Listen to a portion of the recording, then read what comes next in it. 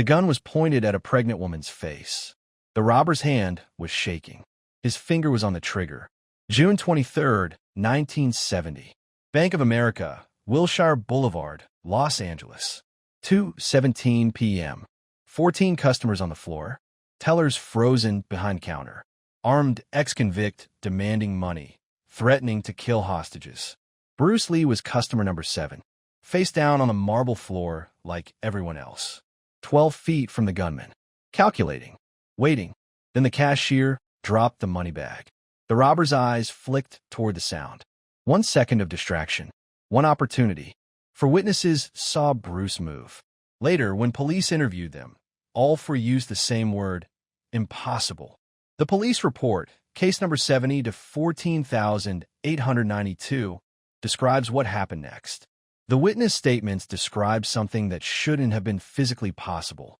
This is what they saw, what the police couldn't explain, what Bruce never talked about publicly. 3 seconds that saved lives. I found the police report on a Tuesday afternoon in October 2024. I've been searching the Los Angeles Police Department archives for 3 weeks, looking for any documentation mentioning Bruce Lee from his years living in Los Angeles before he became internationally famous. Arrest records, witness statements, incident reports, traffic citations, anything that might shed light on his life during those years when he was just martial arts instructor struggling to make a living. Teaching students, doing occasional television work, broke but driven, building towards something he believed was inevitable even when no one else saw it coming. The archives are not digitized, not comprehensively. You have to request boxes of physical files. Incident reports organized by date and case number, cross-referenced by location and type of crime. I've been searching through 1965 to 1973, the years Bruce lived in Los Angeles. Teaching, training, developing what would become Jeet Kune Do. Before Hong Kong, before the films that would make him global icon. Just Bruce Lee, the martial arts teacher. The guy trying to convince Hollywood that Asian actor could be leading man. The immigrant building American dream one student at a time. I'd found nothing. 3 weeks of searching and not a single mention. No arrest records. Bruce was never arrested. No witness statements. He'd never apparently witnessed any crimes worth documenting. No incident reports mentioning him. I was beginning to think the search was pointless. That Bruce's life in Los Angeles, at least from police perspective, was completely unremarkable. Law-abiding martial arts instructor who never got involved in anything that required police documentation. Then I found case number 70 to 14,892. It came up in routine search. June 23, 1970. Attempted armed robbery. Bank of America, Wilshire Boulevard. I almost skipped it. Bank robberies were common in 1970. This one appeared unremarkable. Suspect apprehended on scene. No injuries. No shots fired. Standard report. But something made me request the full file. Maybe just thoroughness. Maybe instinct. Maybe luck. The case file was thin folder. 20 pages. Incident report. Witness statements. Booking photos. Officer's notes. I read through it quickly at first. Skimming. Looking for any mention of Asian male that might be Bruce. The incident report was standard. Robert James Carlson, age 34, ex-convict, entered bank at approximately 2:17 p.m., brandishing firearm, demanded money, was disarmed and subdued by civilian before obtaining any money, arrested on scene, charged with attempted armed robbery. Nothing obviously connected to Bruce Lee. I almost closed the file. Then I saw it, buried in witness statement section. Margaret Shun, age 52, customer, gave statement to Sergeant Michael Torres. I scanned her statement. Standard description of robbery. Man with gun. Terrifying. Everyone on floor. Then, this paragraph. The robber pointed gun at pregnant woman and threatened to kill her. Then Asian man who had been in line moved to disarm him. I've never seen human being move that fast. 1 second the robber had the gun. Next second the gun was on the floor and the robber was unconscious. It happened so fast my brain couldn't process it. The Asian man said his name was Bruce Lee. He was martial arts instructor. I stopped. Read it again. Bruce Lee, martial arts instructor. June 23, 1970. I checked the date against what I knew of Bruce's timeline. He was living in Los Angeles in June 1970, teaching at his June Fan Gung Fu Institute. This could be him. This could actually be Bruce Lee. I read the other witness statements. For total, Margaret Chun, Thomas Richardson, age 45, bank manager. David Porter, age 31, customer. Sarah Mitchell, age 26, the pregnant woman. All four described same incident. All four mentioned the Asian man. All four used remarkably similar language to describe what they'd witnessed. Thomas Richardson. The Asian gentleman moved with speed I couldn't track. One moment he was on floor approximately 12 feet from suspect. Next moment he was adjacent to suspect, disarming him. I saw the beginning position and end position, but not the movement between them. It was impossibly fast. David Porter. I'm former Marine. Served in Vietnam. What I saw this guy do was beyond anything in my military experience. The speed was inhuman. When police asked me to estimate how fast he moved, I told them I couldn't. My brain couldn't process it. Sarah Mitchell. I don't know how he crossed the distance that fast. I don't understand the physics of it. But he saved my life and my baby's life. For independent witnesses. Noke Luchin. All describing same impossibly fast movement. All mentioning Asian male martial arts instructor named Bruce Lee. I found Bruce's statement brief, minimal. I was in bank to make deposit. When robbery began, I complied like everyone else. When I saw suspect pointing firearm at pregnant woman, I assessed situation and determined intervention was possible. I moved when suspect was distracted. I disarmed him and restrained him until police arrived. That was it. No elaboración. No detalles. Just facts. Sergeant Torres had noted. Witness Lee provided address and phone number for follow-up. Indicated he would be available for additional questions if needed. But there was second note dated June 24th. Attempted follow-up interview with witness Lee. No answer at provided address. Neighbor states Lee left for Hong Kong yesterday for work. Unable to contact. Will attempt again upon return. And final note dated June 30th. Case closed. Suspect Carlson pleaded guilty. No complications. Civilian intervener Lee unavailable for follow-up but initial statement sufficient. Bruce had given minimal statement and left for Hong Kong before police could conduct deeper investigation. The case was closed. The incident was filed away. Forgotten. Except it wasn't forgotten. Not by the witnesses. Their statements were detailed, emphatic, consistent. For people independently describing speed, they characterized as impossible. Movement their brains couldn't process. Disarming of armed robber in 2 to 3 seconds from 12 feet away. I made copies of everything. Every page of the file. Then I started verification process. First, was this actually Bruce Lee? The address in the report matched addresses I'd found in other documentation from 1970. The timeline matched. Bruce was in Los Angeles in June 1970 and did make trips to Hong Kong for film work. The description matched. Asian male, late 20s, martial arts instructor. It was him. It had to be him. Second, were the witnesses credible? I started searching for them. Margaret Chun, age 52 in 1970, would be 82 now if still alive. Thomas Richardson, age 45 in 1970, will be 99, likely deceased. David Porter, age 31 in 1970, would be 85. Sarah Mitchell, age 26 in 1970, would be 80. I found Margaret Chun in 3 weeks of searching. Voter registration records, phone directories, property records. She was alive, living in Alhambra, California. Same woman. I verified through public records that she'd been small business owner in 1970, matched the occupation listed in police report. I called her. Mrs. Chun, my name is Michael Torres, not related to the police officer, just coincidence. I'm researching an incident from June 1970. You gave statement to police about bank robbery. I'm trying to verify what happened. Would you be willing to talk to me? There was pause. Long pause. Then, I've been waiting 54 years for someone to ask me about that. Yes, I'll tell you everything. Come to my house. I want to tell this story properly. I visited Margaret Chun on November 3rd, 2024. Her home in Alhambra was small, well-maintained. She answered the door herself. 82 years old, small woman, sharp eyes, clear voice. Invited me in, offered tea. We sat in her living room. I had recording equipment. She'd agreed to be recorded, agreed to go on record.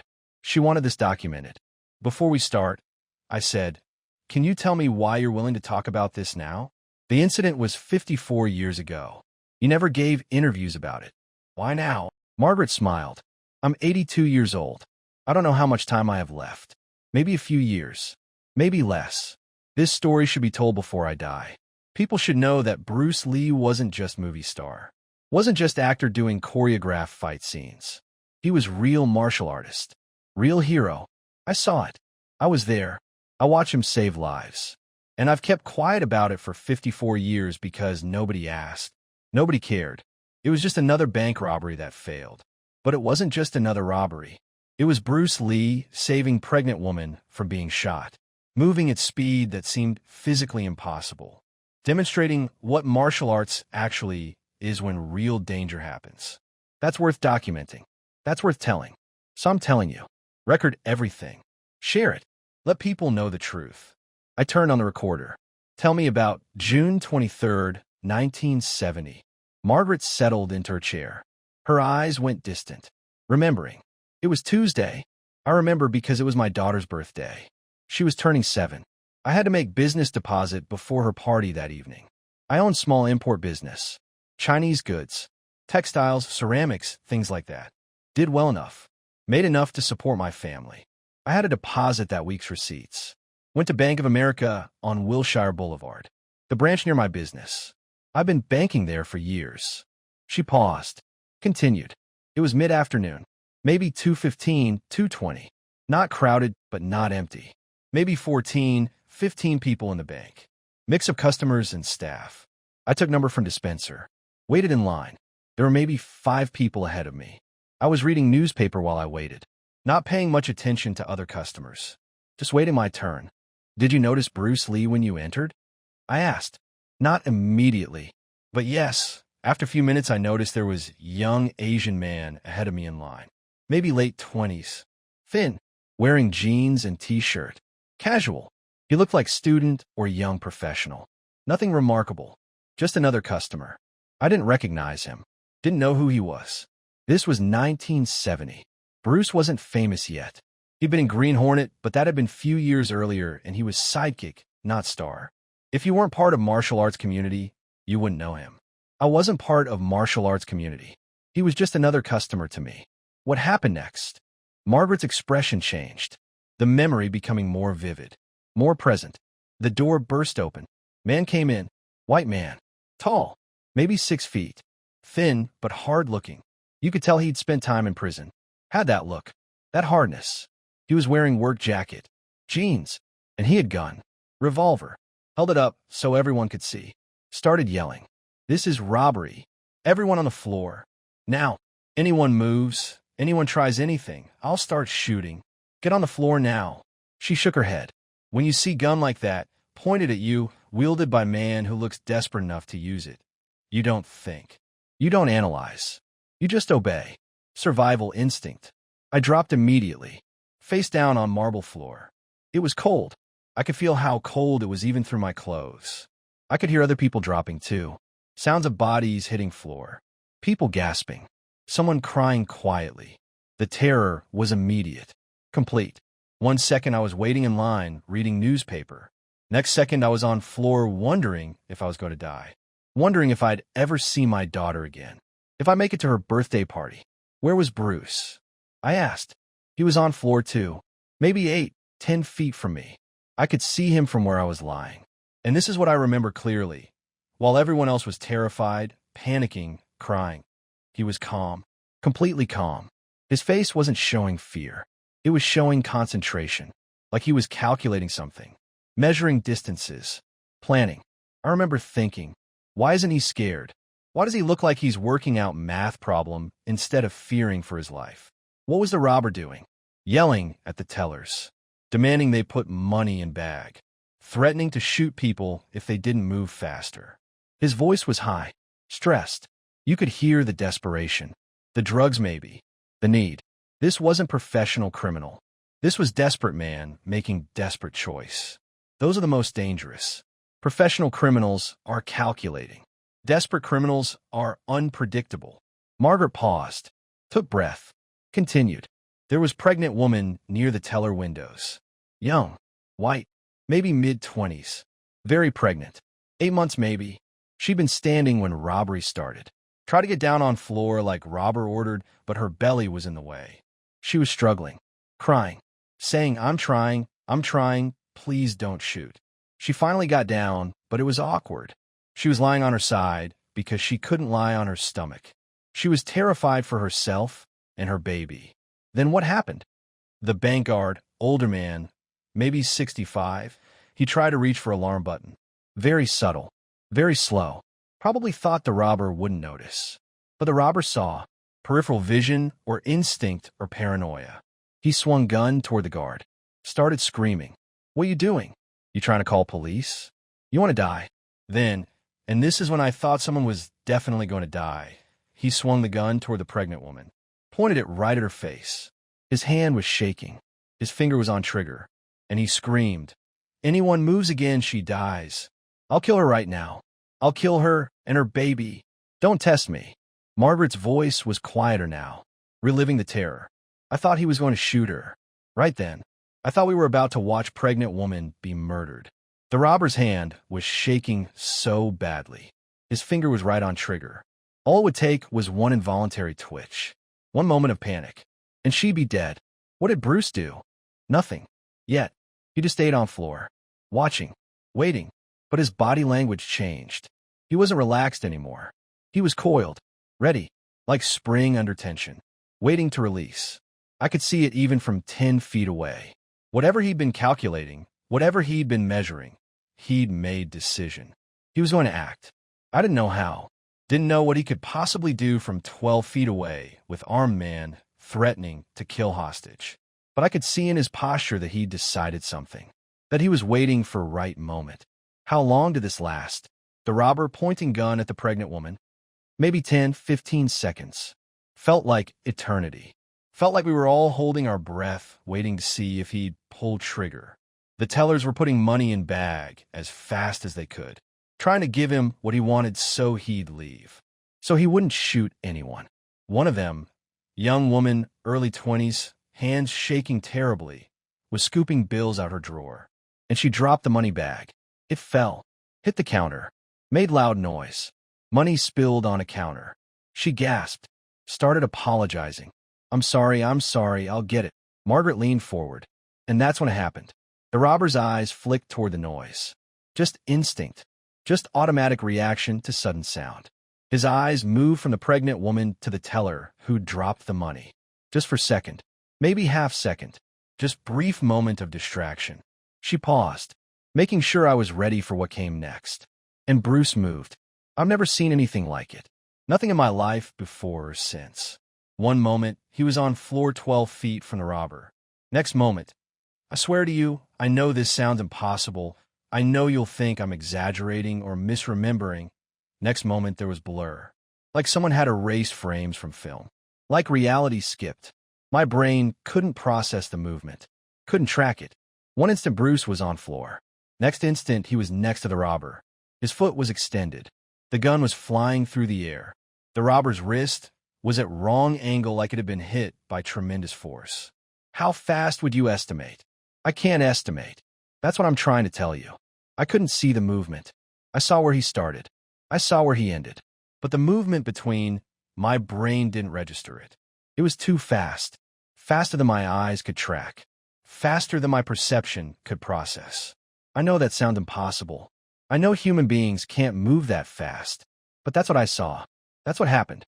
What happened after the gun was disarmed. Bruce struck the robber. Twice. I barely saw it. First strike to the body. The robber doubled over.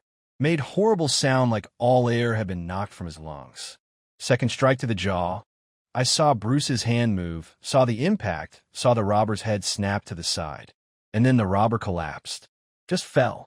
Unconscious before he hit the ground.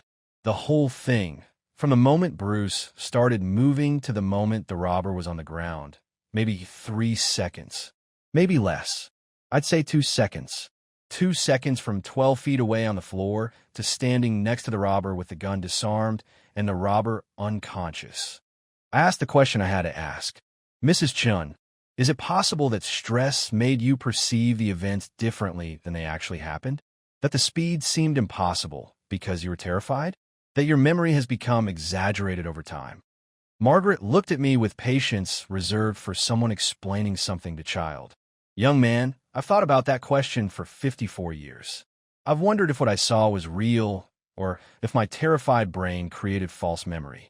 But here's what you need to understand. I wasn't the only witness. Everyone in that bank saw the same thing, and we all described it the same way in our statements to police. Independently. We didn't talk to each other before giving statements. We were separated and interviewed individually, and we all said the same thing. The speed was impossible. The movement was too fast to track. Our brains couldn't process it. That's not mass hysteria. That's not false memory. That's 4 people accurately reporting something they witnessed that was outside their experience of what humans can do. Tell me what happened after the robber was down. Bruce went immediately to the pregnant woman. Help her sit up. Very gentle. Very careful of her condition. Asked if she was okay. Asked if the baby was okay. She was crying. Thanking him. Saying, "You saved my life. You saved my baby." Bruce just kept saying, "You're safe now. Everything's okay. Police will be here soon." Then he went to check on the tellers. Made sure everyone was all right. Picked up the gun, careful not to touch it with his bare hands, used his shirt to pick it up, and placed it on counter away from the unconscious robber. Then he just waited, calm, like disarming armed robber was normal afternoon activity. How long before police arrived? Maybe 5 minutes. Someone from business next door had called 911. Police came quickly. When they arrived, Bruce explained what happened. Very matter of fact. I was customer. Man came in with gun. Threatened people. I disarmed him when he was distracted. He's unconscious but breathing. Gun is on counter. The officers were stunned. Looking at this thin Asian guy in t-shirt. Looking at the unconscious robber. Looking at the gun on the counter. Trying to understand what happened. Did they question him? Yes. They separated all of us. Took our statements individually. I gave my statement to Sergeant named Torres. Told him everything I'd seen. He kept asking me to clarify the speed. Kept asking, "Are you sure?" I kept saying, "I know it sounds impossible, but that's what I saw." When I mentioned that the Asian man had moved impossibly fast, Torres wrote it down, but I could tell he thought I was exaggerating. Thought stress had affected my perception. But I wasn't exaggerating. I was being accurate. Did you talk to Bruce after giving your statement? Briefly, just to thank him, to tell him he saved that woman's life. He was very humble.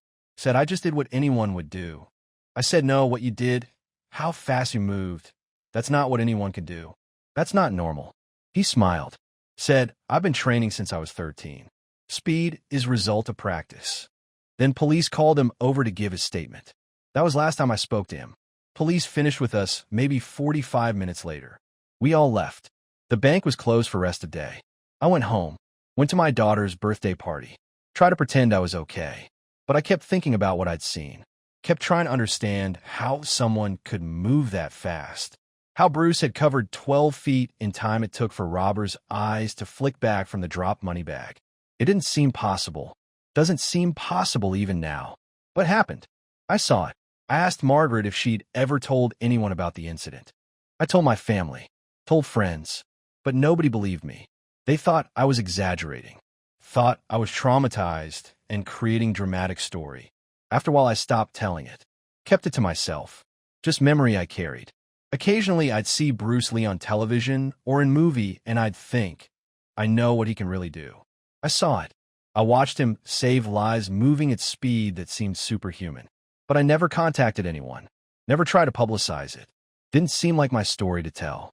It was Bruce's story. He chose not to talk about it publicly. Probably for good reasons, so I respected that. But now Bruce is gone. Been gone for 51 years. And I'm 82. If I don't tell this story now, it dies with me. So I'm telling you. Record it. Verify it. Share it. Let people know that Bruce Lee wasn't just movie star performing choreographed fights. He was real martial artist who could do things that seemed physically impossible. I saw it. I was there. After leaving Margaret's house, I returned to the police report. Read it with new understanding. Her testimony matched what she'd told me exactly. No embellishment over time. No exaggeration. She told police the same thing in 1970 that she told me in 2024. The speed was impossible to track. The movement was too fast to perceive. Her brain couldn't process it. I read Thomas Richardson's statement again. The bank manager. He'd had different vantage point, behind the counter looking at the lobby. His description matched Margaret's. I saw the beginning position and end position, but not the movement between them. It was impossibly fast. David Porter, the former Marine who'd served in Vietnam. What I saw this guy do was beyond anything in my military experience. The speed was inhuman. Sarah Mitchell, the pregnant woman whose life Bruce saved, I don't know how he crossed the distance that fast. I don't understand the physics of it. For witnesses, for independent accounts, for descriptions of speed, they couldn't fully explain. And Sergeant Torres notes, while witnesses' descriptions strain credibility, consistency across independent accounts and supporting physical evidence suggest accurate reporting of events. Torres had been skeptical but honest. He documented what the witnesses said, even though it strained belief. He noted the physical evidence.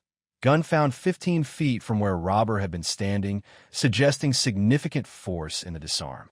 Robber had injuries consistent with 2 rapid strikes, bruising to solar plexus and mandible. Timeline supported by witness estimates. Approximately 2 to 3 seconds from initiation of movement to suspect subdued. All the evidence supported what sounded impossible. Bruce Lee had moved at speed 4 people independently described as too fast to track. Had covered 12 feet in roughly 1 second. Had disarmed armed robber and rendered him unconscious in under 3 seconds total. I needed to understand how this was possible. Needed expert analysis. Needed someone who understood martial arts at high level to explain whether what the witnesses described was actually physically possible or whether there was some other explanation. I contacted Dr. James Chun, professor of biomechanics at UCLA, who specialized in analyzing human movement in combat sports. I sent him the police report, asked if he'd review the witness statements and give me professional opinion on whether the described speed was achievable. He called me 2 days later. I've read the report. I've analyzed the witness statements. I need to see the location. Can you take me to the bank? The Bank of America branch on Wilshire Boulevard is still there. Same building. Different interior layout, but same basic dimensions. Dr. Chun and I went on a Saturday when it was closed. I'd gotten permission from the bank manager, told them I was researching historical incident, needed to examine the space. They agreed. Dr. Chun brought measuring tape, laser distance finder, video camera.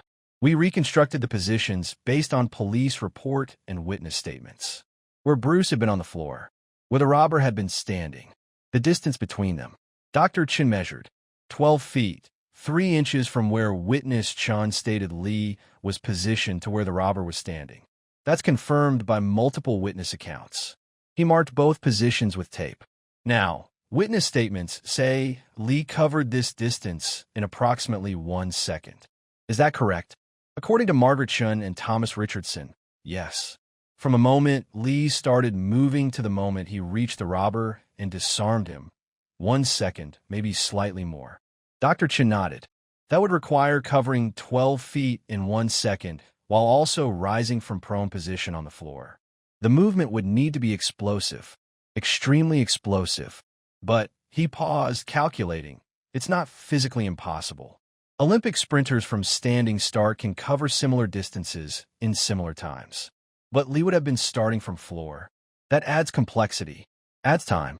Unless what? Unless he trained specifically for this type of movement. Trained to explode from prone position. Trained to cover short distances with maximum speed. Wing Chun, which Lee trained in extensively, emphasizes economy of motion and direct lines of attack.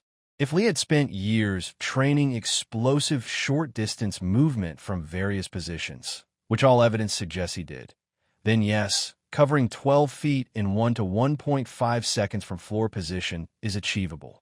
Difficult. Requires exceptional training and physical conditioning. But achievable. What about the witnesses saying they couldn't track the movement? That it was too fast to perceive? Dr. Chin smiled. That's actually the most credible part of their testimony. Human visual tracking has limitations. When objects move faster than approximately 30 degrees per second across our field of vision, our eyes struggle to track smoothly. We see starting position and ending position, but the movement between becomes blur.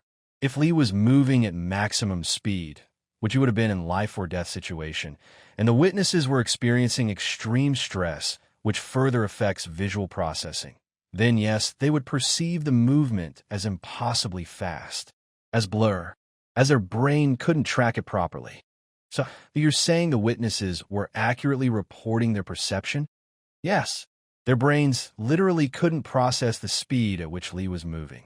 Not because the speed was superhuman, but because it was at the edge of human capability and their visual systems under stress couldn't track it.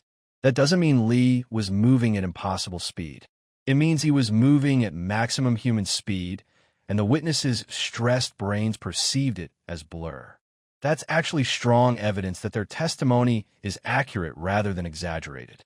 Exaggerated testimony usually includes clear details. I saw him move like lightning. Real testimony about movements too fast to track usually includes language like I couldn't see it clearly, or it was blur, or I saw where he started and where he ended, but not what happened between. That's what all four witnesses said. That's neurologically accurate description of perceiving movement at edge of human visual tracking capability. What about the disarm itself? Kicking gun out of robber's hand. Dr. Chin thought about it. A kick to the hand holding gun. That's mechanically sound technique if executed with sufficient speed and precision. The hand is relatively fragile structure. Fingers wrapped around gun can't absorb much impact. If Lee kicked with sufficient force and accuracy, the impact would cause involuntary release. The gun would fly away.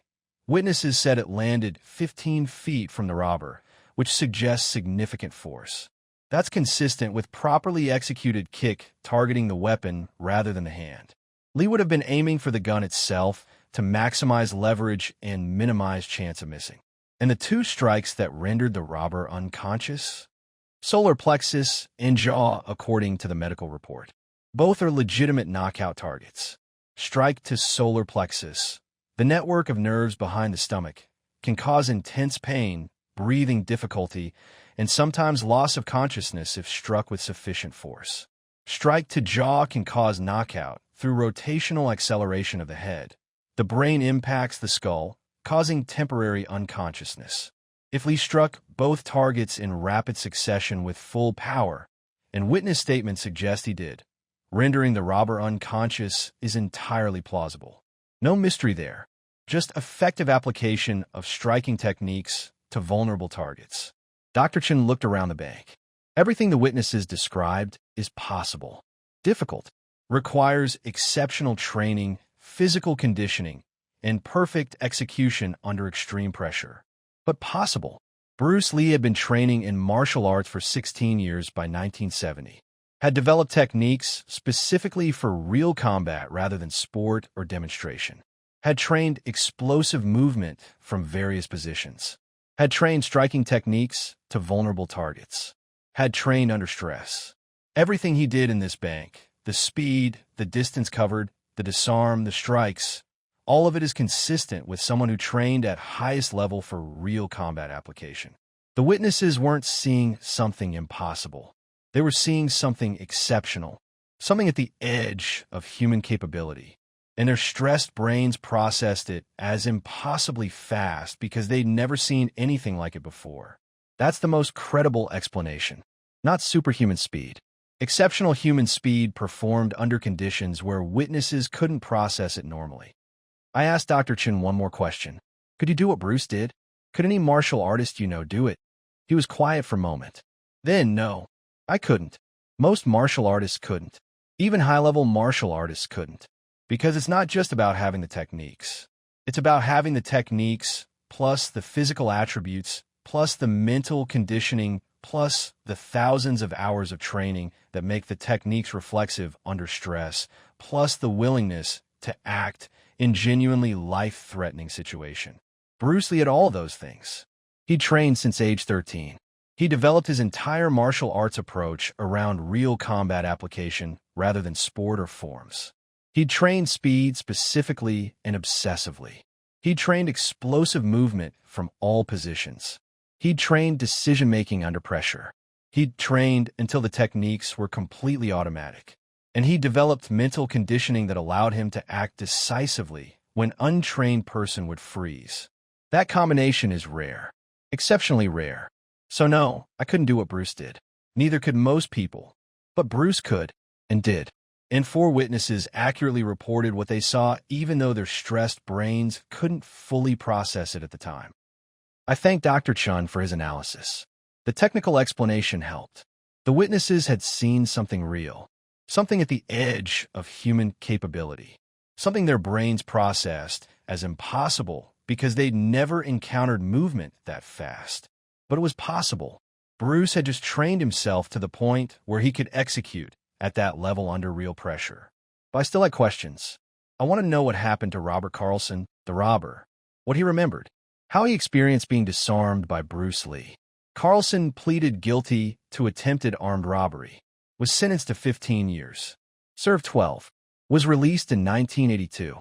I found records of his parole, found his death certificate. He died in 1994 at age 58. Drug overdose. But before he died, he gave interview to a parole officer as part of his rehabilitation program. The interview was in his parole file. Public record after his death. I requested it. The relevant section. Parole Officer Jenkins. Tell me about the Bank of America robbery in 1970. What happened? Carlson. I was desperate, man. 3 months out of prison. Couldn't find work. Nobody hired 6 cons. I was broke. Desperate. Made stupid decision. Went into bank with gun. Thought I could get money quick and get out. Didn't plan it well. Just acted. Stupid. Jenkins, what happened inside? Carlson. Everything went wrong. I told everyone get on floor. They did. I told tellers give me money. They started doing it. Then I saw bank guard reaching for alarm. Panicked. Pointed gun at pregnant lady. Threatened to shoot her if anyone moved. I was shaking. Scared. High on adrenaline and desperation. Then, I don't even know what happened. 1 second I had the gun. Next second, there was impact on my wrist like I'd been hit with baseball bat. Gun went flying. Then I got hit in the stomach. Couldn't breathe, doubled over. Then got hit in the face, and everything went black.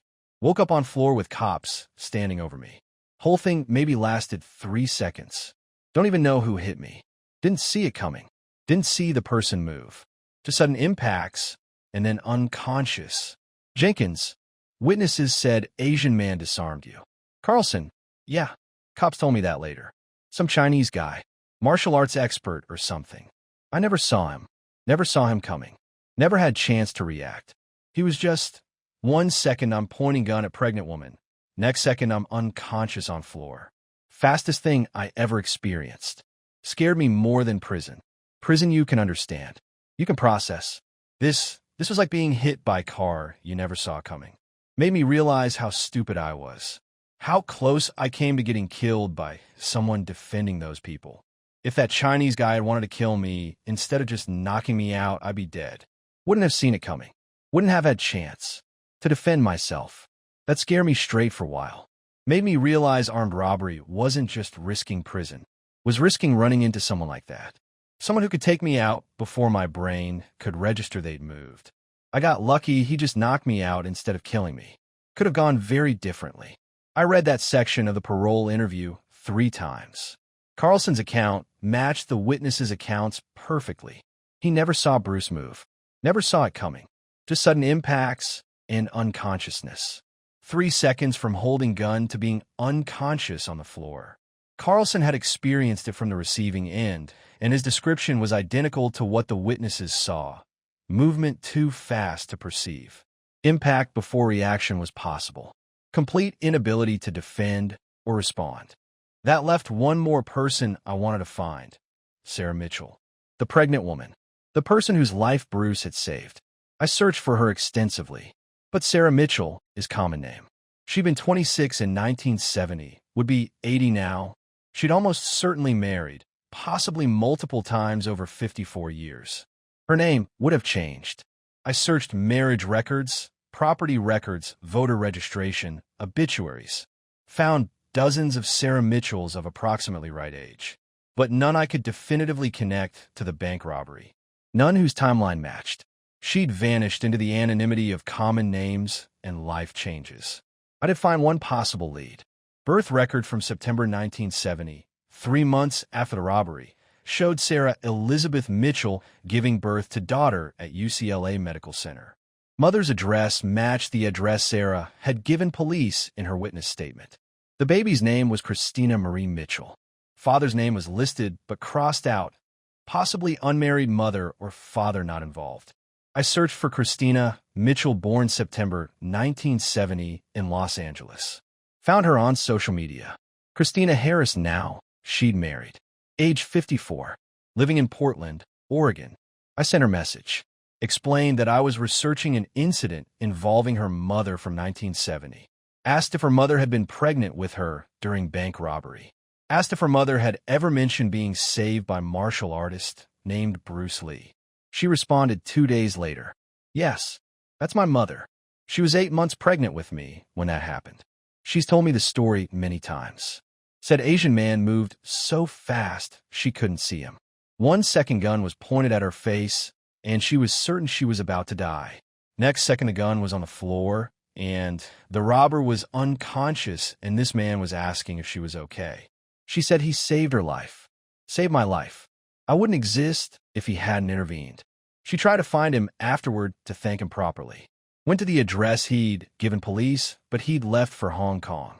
Never got to tell him what his actions meant to her. To our family. My mother died in 2019. Cancer. But she talked about that day until the end. Said she owed everything to that man. That I owed my existence to him. She followed Bruce Lee's career after that. Watched his movies. Felt personal connection because he'd saved her life. When he died in 1973, she cried. Said the world had lost someone extraordinary. Not just because he was talented actor or martial artist, but because he was person who risked his life to save stranger. Who acted when everyone else was paralyzed with fear. Who had courage and skill to intervene in life-threatening situation. She named me Christina Marie. Christina means follower of Christ. She was religious, and Marie was her middle name. But she always said I had second name she never put on birth certificate. Lucky. Because I was lucky to be alive. Lucky that Bruce Lee was in that bank that day. Lucky that he had the skill and courage to act. I asked Christina if her mother had ever given more details about what she saw. About how fast Bruce moved. About what the experience was like from her perspective. Christina sent me a long email. Mom described it many times over the years. She said she was on the floor, crying, terrified for her baby, when the robber pointed the gun at her face. She could see his finger on the trigger, could see his hand shaking, could see the desperation and fear in his eyes. She was praying, literally praying in that moment that God would protect her baby even if she died. Then she heard noise, teller dropping money bag. The robber's eyes moved toward the sound. And Mom said that in that instant, she saw movement in her peripheral vision. Blur of motion, too fast to focus on. Then the gun was gone. Just gone. The robber was doubling over, then falling. And there was this young Asian man kneeling next to her asking if she was okay. She said it was like angel had appeared. Like God had answered her prayer by sending someone with superhuman abilities to save her. She wasn't religious fanatic, just normal Christian woman. But she interpreted that moment as divine intervention. Said she'd been facing death and in 1 second was saved by a person moving at speed that didn't seem humanly possible. She never forgot it, never stopped being grateful for it. Christina continued. Mom tried to stay in touch with Bruce Lee after that day. Like I said, she went to the address from police report, but he was gone. She wrote letter to him care of his martial arts school. Never got response, probably never reached him. Then few years later, she saw him in movie, Enter the Dragon. She took me to see it when I was 3 years old. Probably inappropriate for 3-year-old, but she wanted to see the man who saved our lives on big screen. She said watching him the movie was surreal. Seeing him do choreographed fight scenes when she'd witnessed him do real combat. She said the movie didn't capture how fast he really moved. That even his famous speed on film was slower than what she'd seen in the bank. That what he did in real life was more impressive than anything Hollywood could show. When he died in 1973, Mom was devastated. She felt personal loss, like she'd lost someone important to her, even though she'd only met him once. She kept newspaper clippings about his death, about his funeral, about his legacy. She told me when I was old enough to understand, that man gave you life. He didn't know you, didn't know me except as pregnant stranger in a bank. But he risked his life to save yours. That's who Bruce Lee was. Not just martial artist or actor, but person who saw someone in danger and acted without hesitation, without concern for his own safety. That's heroism. That's what real courage looks like. Christina ended her email. I've lived my whole life knowing I owe my existence to Bruce Lee. Knowing that if he'd been 1 second slower, 1 degree less skilled, 1 moment less courageous, I wouldn't be here. My children wouldn't be here. My grandchildren wouldn't be here. 1 3-second action by one person in 1970 has rippled through generations. That's the impact of choosing to act when others freeze, of having the skill and courage to intervene when intervention seems impossible. I never got to thank him. My mother never got to thank him properly. But I'm grateful beyond words. And I want his family to know, want the world to know, that Bruce Lee wasn't just entertainer. He was hero. Real hero who saved real lives. Mine included. I sat with that email for a long time. Christina Harris existed because Bruce Lee had moved at impossible speed for 3 seconds in a bank in 1970. Her children existed because of those 3 seconds. Her grandchildren existed because of those 3 seconds. Generations of life stemming from one moment of action. From one decision to intervene rather than stay safe on the floor. From one demonstration of skill and courage that 4 witnesses described as impossible. I compiled everything. The police report. Margaret Chin's interview. Dr. Chin's biomechanical analysis. Quelles sont les paroles interview. Christina Harris's testimony about her mother. I had documentary evidence. Expert analysis. Multiple independent witnesses. Testimony from both victim and perpetrator. Physical evidence. Timeline. Everything verified. Everything consistent. The incident had happened exactly as the witnesses described. Bruce Lee had disarmed armed robber in approximately 3 seconds from 12 feet away while starting from prone position on the floor. Had moved at speed 4 witnesses independently described as too fast to track. Had rendered the robber unconscious with 2 strikes. Had saved pregnant woman's life and by extension saved the lives of all her descendants. Had given minimal statement to police and left before deeper investigation could happen. Had never discussed it publicly. Had never sought recognition or credit. Had just acted when action was necessary and then returned to his life. That was Bruce Lee, not the movie star, not the international icon, not the legend. Just Bruce Lee, the martial arts instructor who happened to be in bank when robbery happened and had the skill and courage to intervene.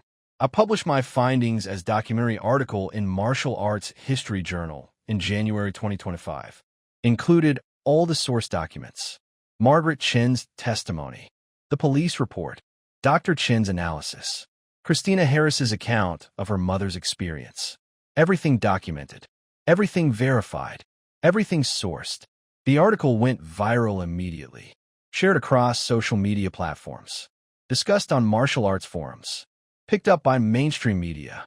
Newly discovered police report documents Bruce Lee disarming armed robber in 1970 became headline. Margaret Chun gave video interview. Christina Harris gave interview. The story spread globally, but also attracted skeptics. People who insisted the story couldn't be true. Who claimed the witnesses must have been mistaken or exaggerating.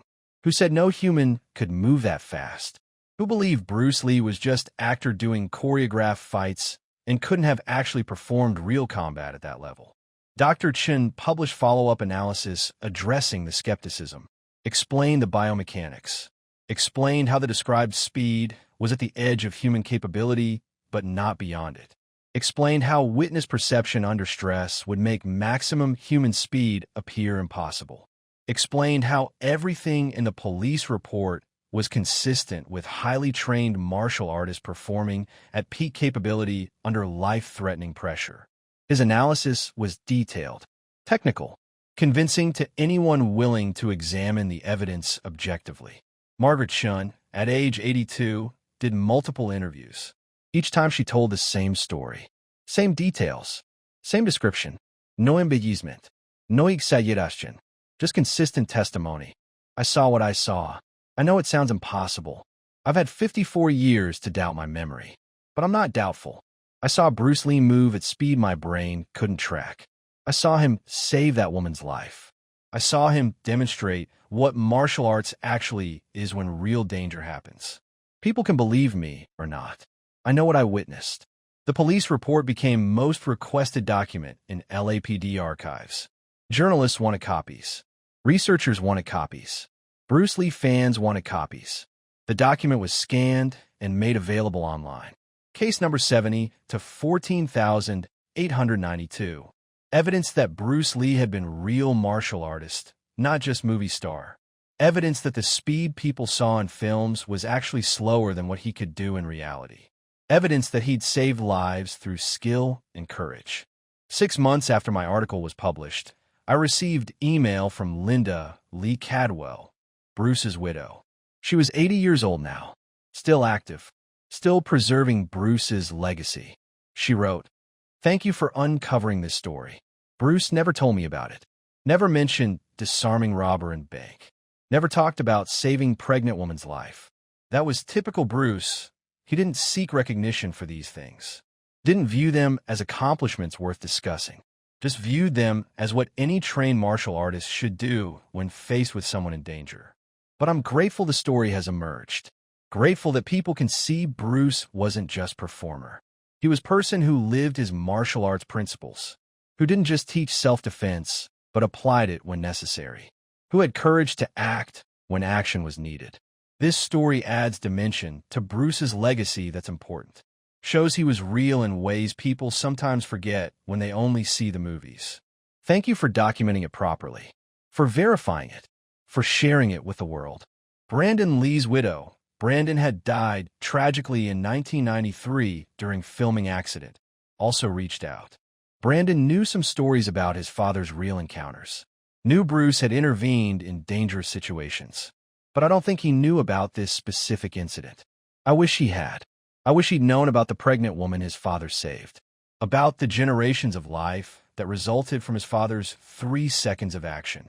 Brandon was always proud of his father's legacy, but sometimes struggled with the mythology versus the reality. This story, documented, verified, real, this would have meant a lot to him. Thank you for finding it, for proving it, for showing that Bruce Lee was hero in genuine sense, not just Hollywood sense. Shannon Lee, Bruce's daughter, now in her 50s, released statement through Bruce Lee Foundation. "My father died when I was 4 years old. I have few direct memories of him. Most of what I know comes from stories others have shared, from films he made, from his writings. Stories like this one, documented accounts of his actions in real situations. These help me understand who he actually was beyond the legend. He saved a woman's life, saved her child's life. Did it without seeking recognition. Did it because that's who he was. That's the father I wish I'd known better." Thank you to everyone who helped bring this story to light. The story became part of Bruce Lee's documented history, included in biographies, taught in martial arts schools as example of real application of training, referenced in documentaries, became answer to question people sometimes asked. Could Bruce Lee actually fight, or was he just movie star doing choreography? The answer, documented in case number 70 to 14,892, was yes, he could actually fight, at level most people couldn't comprehend, at speed witnesses described as impossible, but which was really just exceptional, at effectiveness that saved lives. Margaret Shun died in March 2026, 15 months after our interview. She was 83. Natural causes. Her obituary mentioned that she'd been witness to Bruce Lee disarming bank robber in 1970. Mentioned that she'd kept the secret for 54 years before finally sharing it publicly. Mentioned that she'd wanted the truth documented before she died. Her family thanked me for giving her opportunity to tell the story. Said it had been important to her that people knew, that people understood Bruce Lee had been real hero, not just cinematic one. Christina Harris continues to live in Portland. She named her grandson Bruce, born in 2024, after the man who saved her life before she was born. She posts occasionally on social media about her connection to Bruce Lee's legacy, about owing her existence to his 3 seconds of action, about teaching her children and grandchildren that heroism is real, that courage matters, that skills developed through discipline and training can save lives when crisis happens. The Bank of America branch on Wilshire Boulevard has small plaque now, placed there by building owner who was martial arts enthusiast. It reads, "On this site, June 23, 1970, martial artist Bruce Lee disarmed an armed robber and saved the life of Sarah Mitchell and her unborn child. 3 seconds of action, a lifetime of training, generations of impact." The police report remains in LAPD archives. Case number 70 to 14,892. Available to researchers. Available to anyone who wants to verify the story. 40 pages of documentation. 4 witness statements, all describing impossible speed. 1 suspect interview describing being defeated before he could react. 1 brief statement from Bruce Lee minimizing his involvement. Physical evidence. Medical reports. Everything documenting that yes, this happened. Yes, Bruce Lee disarmed armed ex-convict in bank robbery. Yes, he moved at speed witnesses couldn't track. Yes, he saved lives. Yes, it was real. Dr. James Chun continues to study the biomechanics of what Bruce accomplished. Has published papers on explosive movement from prone positions, on speed development through specific training, on the gap between average human capability and peak human capability. Uses the bank incident as case study in what's possible at the absolute edge of human performance. His conclusion remains consistent. What Bruce Lee did was not impossible, just exceptional. The witnesses weren't wrong to describe it as impossibly fast. They were accurately reporting their perception of movement at the limits of what humans can achieve. That their brains couldn't fully process the speed doesn't mean the speed was superhuman. It means it was at the threshold of human capability. That's what exceptional training produces, performance at the edge of possible. I think about that often, about the difference between impossible and exceptional. The witnesses said Bruce moved impossibly fast. They meant he moved faster than they thought possible, faster than their experience had prepared them to perceive, faster than their stressed brains could track. But he didn't violate physics, didn't exceed human capability. He just operated at the edge of it, at the level that 16 years of obsessive training had brought him to, at the speed that choosing martial arts as life's work rather than casual hobby produces. 3 seconds of action. But behind those 3 seconds were 16 years of training, thousands of hours drilling techniques, thousands of hours conditioning explosive movement, thousands of hours training decision-making under pressure, thousands of hours developing speed, not for demonstration or competition, but for real application.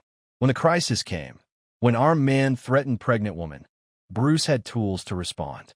Not because he was superhuman, because he'd spent half his life preparing for exactly that type of moment. That's the real story. Not that Bruce Lee had magical powers, but that he'd trained so intensely, so specifically, so completely that when genuine danger happened, he could act at level that appeared magical to witnesses, could cover 12 feet in 1 second from prone position, could disarm armed opponent before opponent could react, could render threat unconscious in 3 seconds total, all through skill developed over years, through dedication, through choosing to train not for show, but for reality. The pregnant woman lived